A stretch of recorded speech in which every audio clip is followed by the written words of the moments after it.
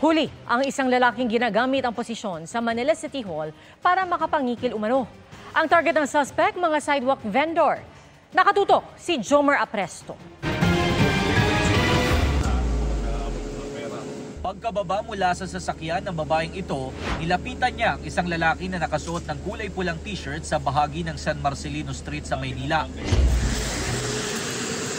Maya-maya, hinuli ang lalaki na empleyado pala ng Manila City Hall. Subject siya ng entrapment operation ng Special Mayor's Reaction Team ng Manila Police District. Ang reklamo, pangingikil daw sa mga sidewalk vendor sa lungsod.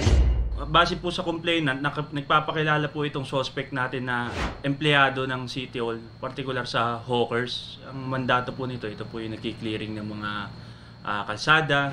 Ayon sa biktima, mag-aapat na linggo na siyang hinaharas ng suspect para magbigay ng 500 pesos kada linggo. Pag hindi daw po ako magbibigay ng lingguhan, papahuli niya yung kariton ko o ipapagigba niya po. Ilang kapwa-tindera niya daw ang napilitang magbigay ng lagay sa suspect dahil sa takot.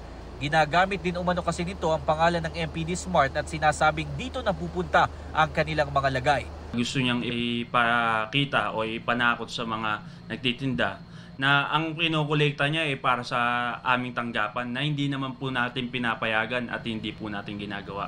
Ayon sa suspect, mahigit 6 na buwan na niyang ginagawa ang nasabing pangingikil. Tumutulong lang kami sa kanila na para hindi sila mahuli, sir. Sayang kasi panggastos din yung binibigay nila. May sakit ko, may diabetes ko. Sa ngayon ay nasa kustodiya ng MPD Smart ang suspect na sasampahan ng reklamong robbery by extortion.